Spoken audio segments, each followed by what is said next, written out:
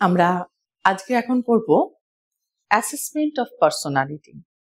ব্যক্তিসত্তা ও ব্যক্তিত্ব, self and personality চ্যাপ্টারের সবথেকে শেষ ইউনিটে আমরা পৌঁছে গেছি। আমি doctor Papri Chattopadhyay assessment of personality পড়াবো এখন তোমাদের। ব্যক্তিত্ব একটা সামগ্রিক ব্যাপার যাকে অবশ্যই পর্যবেক্ষণ করা যায় এবং বর্তমানে বহু মনোবৈজ্ঞানিক অভিজ্ঞতার সাহায্যে ব্যক্তিত্বকে আমরা পরিমাপ করতে শিখে গেছি। তার ফলে প্রত্যেক ব্যক্তির ব্যক্তিত্বের ধরন বা তার মাত্রাগত তারতম্যকে আমরা মেপে নিতে পারি বিভিন্ন অভিজ্ঞতার সাহায্যে। তো কিভাবে আমরা মাপি সেটা আজকে আমরা জানব। Measurement of personality. To study personality scientifically, measurement is a necessity. বিজ্ঞানসম্মতভাবে ব্যক্তিত্বকে জানতে গেলে তাকে পরিমাপ করতে হবে। পরিমাপ ছাড়া কোনো বিজ্ঞানসম্মত প্রতিষ্ঠা পায় না। Historically, from the beginning, several attempts were made to measure personality by using several previous techniques. বহু আগে থেকেই দেখা যায়, বহু আগে থেকেই এটা ব্যক্তিত্বকে পরিমাপের প্রচেষ্টাগুলি আমরা দেখতে পাই। কারণ ব্যক্তিত্বকে পরিমাপ না করলে ব্যক্তিত্ব সম্পর্কে আমাদের জ্ঞান অনেক সংক্ষিপ্ত থেকে যায়। তাই ব্যক্তিত্বকে পরিমাপের প্রচেষ্টা ঐতিহাসিকভাবে বহু পূর্ব থেকেই আমরা দেখতে পাই। These early used techniques were observing physical structure, observing external behavior, correlating others' opinion about the person, asking questions about their own thoughts, beliefs, values, and attitude. Later on, more scientific and objective methods have been developed. তাই অনেক আগে থেকেই দেহ সৌষ্ঠব অনুযায়ী বা কারোর আচরণ পর্যবেক্ষণ করে বা কারোর সম্পর্কে তার থেকেই নানা রকম প্রশ্ন বা জিজ্ঞাসাবাদ করে বা তার সম্পর্কে অন্যদের থেকে জিজ্ঞাসাবাদ করে এরকম বিভিন্ন উপায়ে আমরা ব্যক্তিত্বকে পরিমাপ করার পদ্ধতি বা প্রচেষ্টা চালিয়ে গেছি। বর্তমানে অনেক রকম বিজ্ঞানসম্মত এবং নৈর্ব্যক্তিক পদ্ধতি আবিষ্কার হয়েছে। কত রকমের পার্সোনালিটি অ্যাসেসমেন্ট বা ব্যক্তিত্বের মূল্যায়ন আমরা দেখতে পাই সে সম্পর্কে একটা ধারণা আমাদের করা যাক। মোটামুটি ভাবে interview, physiological methods, self report questionnaires, projective techniques, behavioural analysis, এই মেথডগুলো আমরা দেখতে পাই। এর মধ্যে আজকে আমরা পড়ব interview, self report questionnaires, projective techniques, behavioural analysis. Interview টেকনিকের সঙ্গে আমরা বহুদিন ধরেই পরিচিত এবং বহু দিকে এর ব্যবহার আমরা দেখে আসছি। কিন্তু ইন্টারভিউর মাধ্যমে ব্যক্তিত্ব সম্পর্কে জানা এবং ব্যক্তিত্বকে পরিমাপ করা একটি অধুনা সংযুক্ত প্রচেষ্টা। The interview method for personality assessment is a conversation technique between an interviewer and an interviewee to gather information on traits, behaviors, and characteristics. This can be done through structured interview, a standardized set of questions for consistency, or unstructured interviews, free-flowing conversations. এটা এমন একটা technique যেখানে face to face interview করা হয়, বসে one two one. কোনো একজন interviewer থাকে এবং ইন্টারভিউই থাকে। যিনি ইন্টারভিউ নিচ্ছেন তিনি থাকেন এবং যিনি ইন্টারভিউ দিচ্ছেন তিনি থাকেন এবং যিনি দিচ্ছেন তার সম্পর্কে যাবতীয় তথ্য ইন্টারভিউয়ের মাধ্যমে সংগ্রহ করে নেওয়া হয়।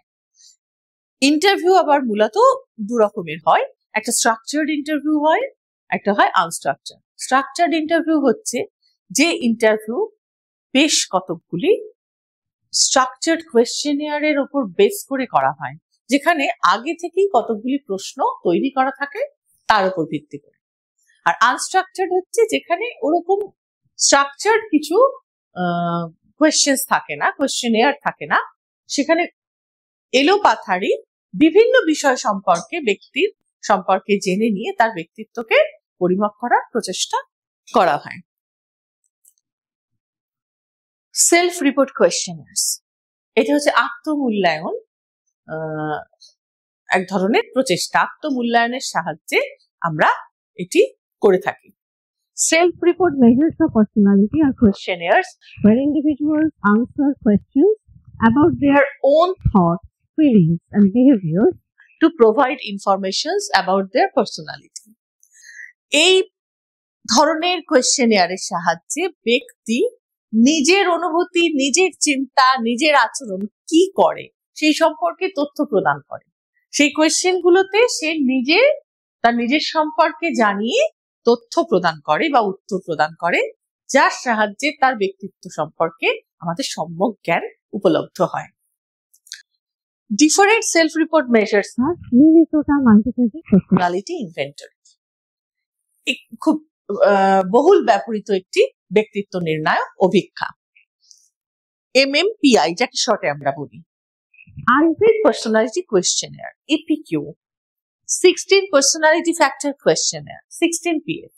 প্রত্যেকটি কোয়েশ্চেনিয়ার এখানে সেলফ রিপোর্টিং, অর্থাৎ ব্যক্তি নিজে এই কোয়েশ্চেনিয়ার গুলিতে তার নিজের মতো করে নিজে সে কি করে সেই সম্পর্কে তথ্য প্রদান করছে, এবং সেইটি থেকে আমরা তার ব্যক্তিত্ব সম্পর্কে অবহিত হই। মিনেসোটা মাল্টিফেসিক পার্সোনালিটি, উত্তরপত্রটা এরকম দেখতে হয়, ব্যক্তি তার নিজের মতো করে উত্তর প্রদান করে। এটা তৈরি করেছে 1940 সালে হ্যাথাওয়ে আর ম্যাককিনলে, এই দুই মনোবিদ, এদের প্রচেষ্টায় এই পার্সোনালিটি ইনভেন্টরিটা আমাদের সামনে উপস্থাপিত হয়, এবং আমরা এটিকে বহুভাবে ব্যবহার করে থাকি। বিভিন্ন কারণে এই ব্যক্তিত্ব পরিমাপের জন্য এই কোয়েশ্চেনিয়ার ব্যবহৃত হয়ে থাকে। পার্সোনালিটি ট্রেট আর সাইকোপ্যাথোলজি দুটো সম্পর্কেই আমাদের ধারণা হয় এই কোয়েশ্চেনিয়ার থেকে। এখানে ট্রু ফলস স্টেটমেন্ট থাকে। ট্রু অর ফলস, যে স্টেটমেন্টটা ট্রু মনে হয় ব্যক্তির নিজের ক্ষেত্রে সেটা সে ট্রু বলে সেখানে উত্তর দেয়, এবং যেটা ফলস সেটা ফলস হিসেবে উত্তর দেয়। That are analyse to provide a comprehensive personality profile. এভাবে সমস্ত আইটেম গুলোকে ট্রু অর ফলস এইভাবে ব্যক্তি যখন তার নিজের মতো করে উত্তর দেয়, তারপর সেটার একটা নর্ম আছে, সেই নর্মের সাহায্যে তার ব্যক্তিত্ব সম্পর্কে ধারণাটি তৈরি হয়। Eysenck personality কোয়েশ্চেনার।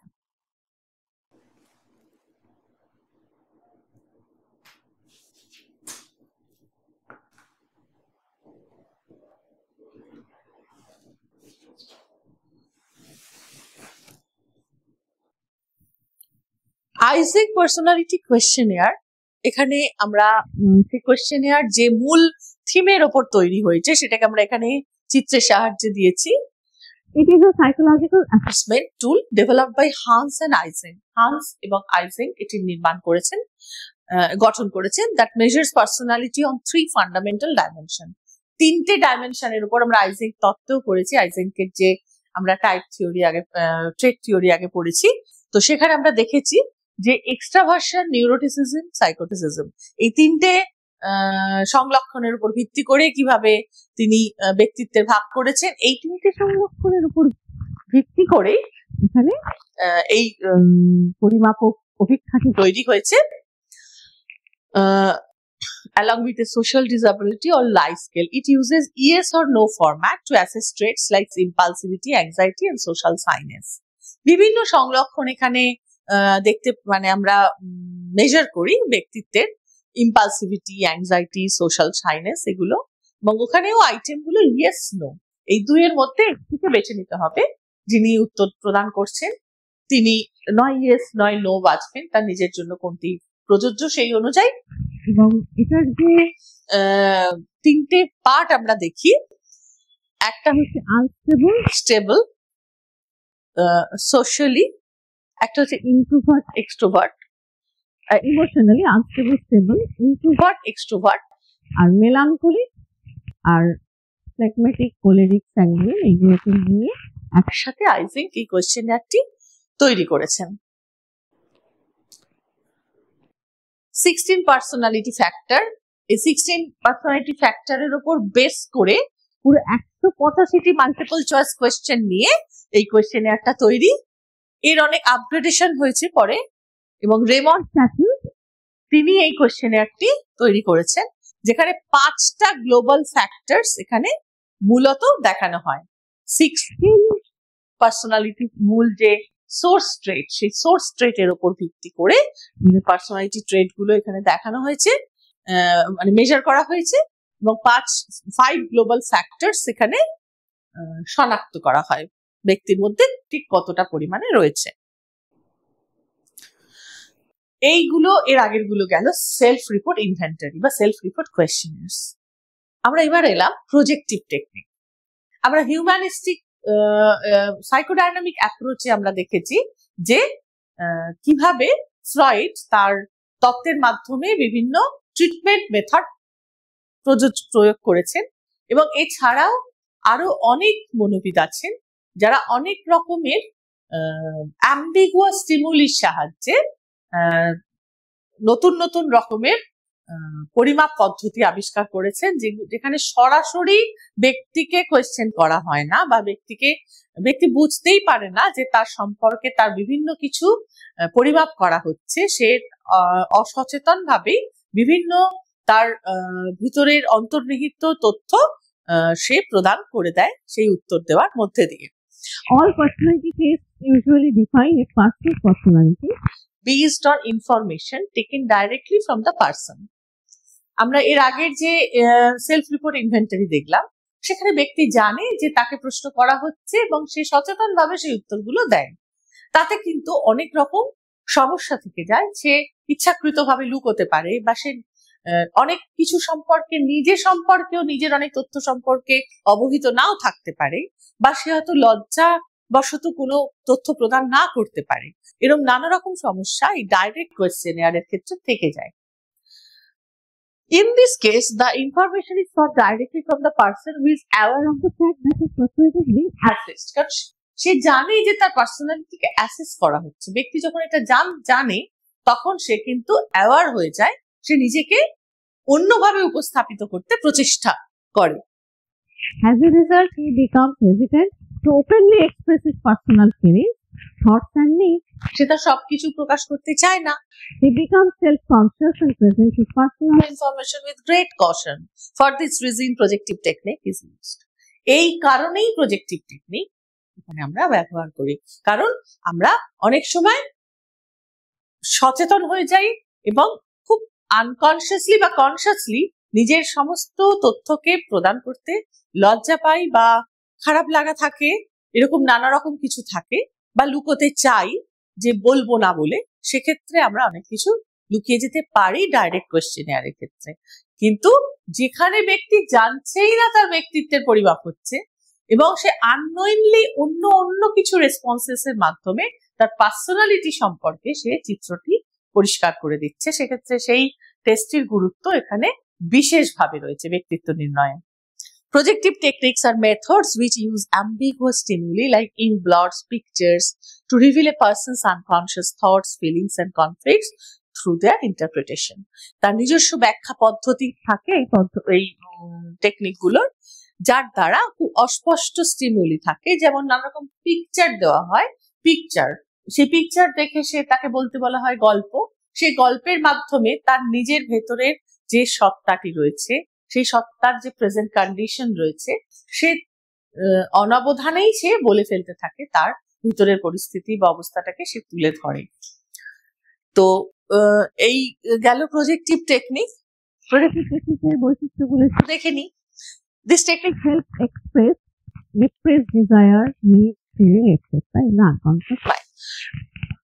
অবচেতন মনের মধ্যে যেগুলি যে আকাঙ্ক্ষা, চাহিদা, অনুভূতিগুলো আমরা দমিয়ে রাখি, সেগুলি এখানে অন্য উপায়ে প্রকাশিত হয়ে যায় অন্যরকম রেসপন্সেস এর মধ্যে দিয়ে। With the help of unstructured stimuli or indirect situations, a person expresses his unconscious desires or needs much more than with structured stimuli or situations.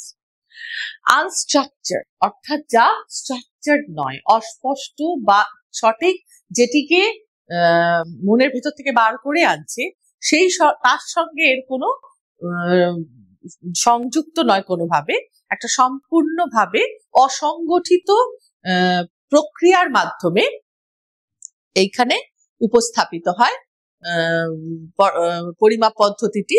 A person expresses his unconscious desire much more than with structured stimuli or situation.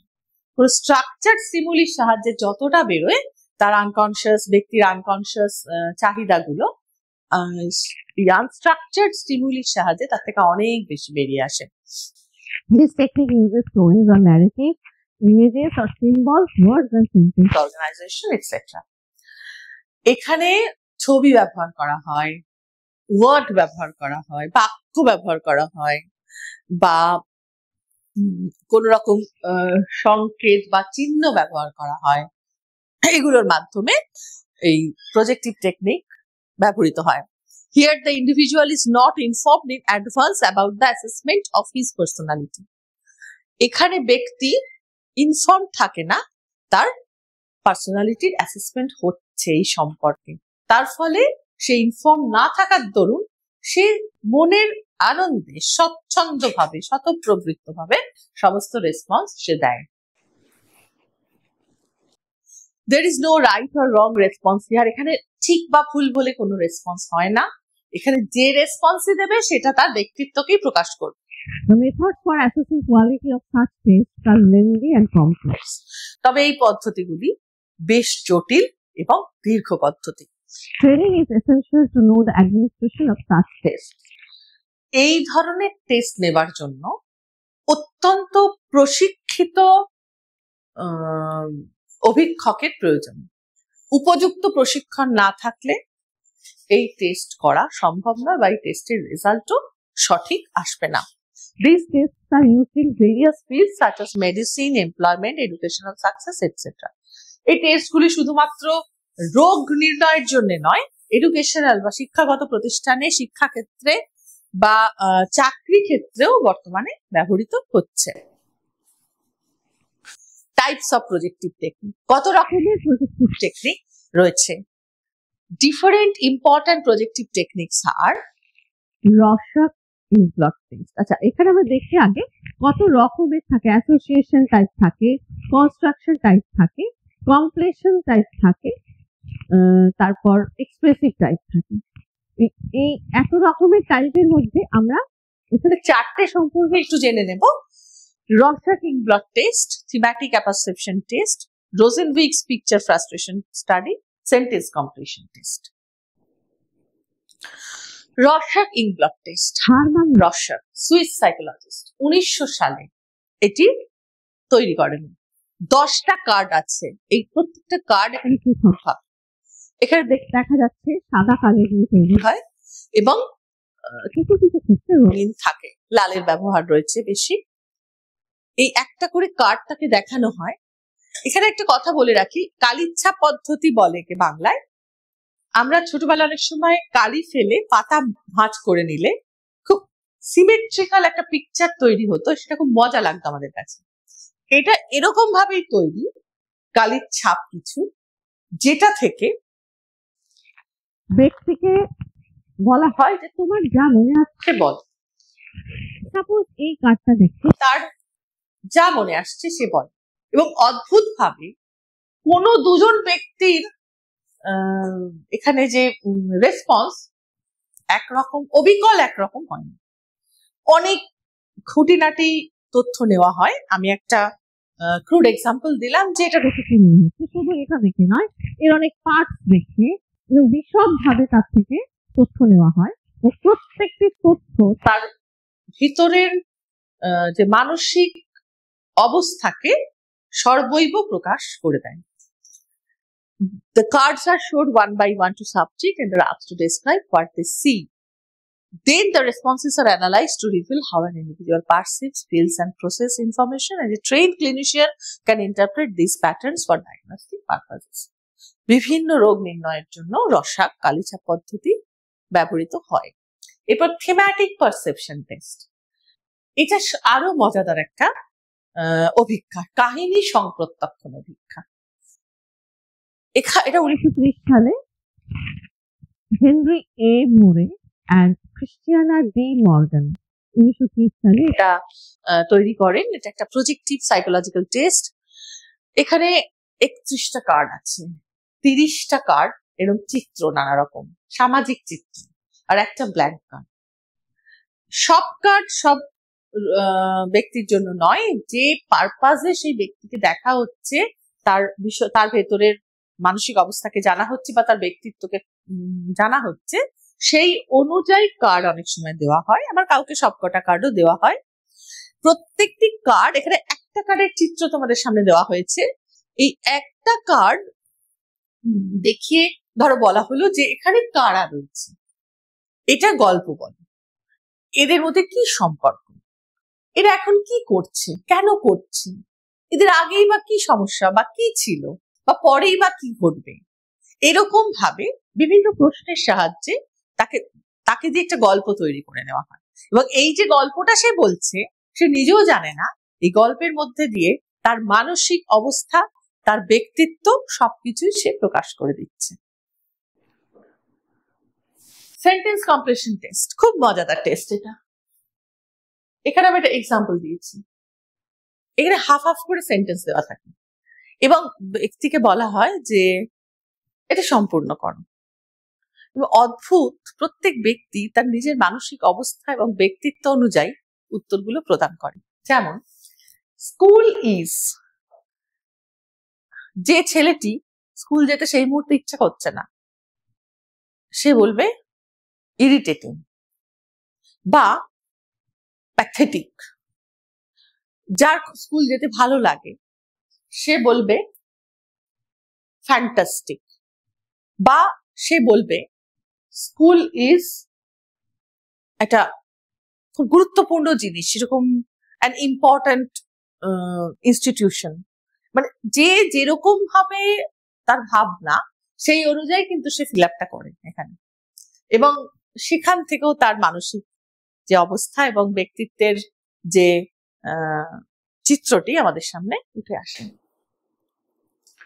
Last of all, যে behavioural analysis অর্থাৎ যে অ্যাসেসমেন্টটা আমরা এখন করব, personality assessment, সেটা হলো behavioral analysis in personality assessment is a method that uses direct observation and systematic recording of an individual's actions rather than just self-reports to evaluate their personality traits. এখানে আমি এর আগে পড়লাম নিজের সম্পর্কে জানাচ্ছে, সেলফ রিপোর্ট ইনভেন্টরি। আবার পড়লাম কিছু অ্যাম্বিগুয়াস স্টিমুলির সাহায্যে তাকে তার ভেতর থেকে বিভিন্ন তথ্য নেওয়া হচ্ছে। এটা আর এক ধরনের, এখানে কোনো ব্যক্তির থেকে কোনো তথ্য নয়, ব্যক্তি বিভিন্ন সিচুয়েশনে কিভাবে নিজের কার্যকারিতাটা মানে নিজেকে কার্যকর রাখছে বা বিভিন্ন সিচুয়েশনে সে নিজের আচরণটা কেমন করছে, সেইটা ডাইরেক্ট পর্যবেক্ষণ করে তার ব্যক্তিত্ব সম্পর্কে ধারণা করা হচ্ছে।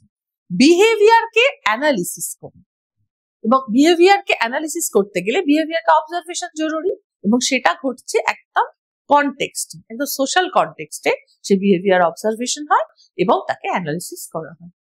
It involves observing behavior in its context to understand its antecedents, what happens before, and consequences, what happens after, to identify patterns, predict future actions, and inform interventions in clinical, educational, and workplace environment. This chance of direct observation clinician gets from, এখানে আমরা দেখবো যে এই যে behavioural analysis হয় সেটা আমার কতগুলো ছোট ছোট মেথডের মাধ্যমে, যেমন interview, scientific observation, rating, nomination, situational test.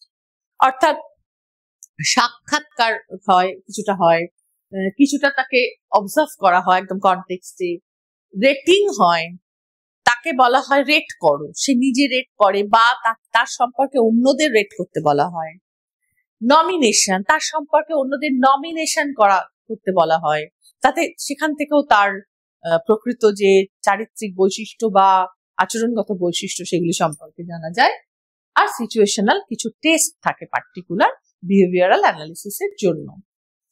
আমরা এখানেই শেষ করছি আমাদের অ্যাসেসমেন্ট অফ পার্সোনালিটি বা ব্যক্তিত্বের মূল্যায়ন।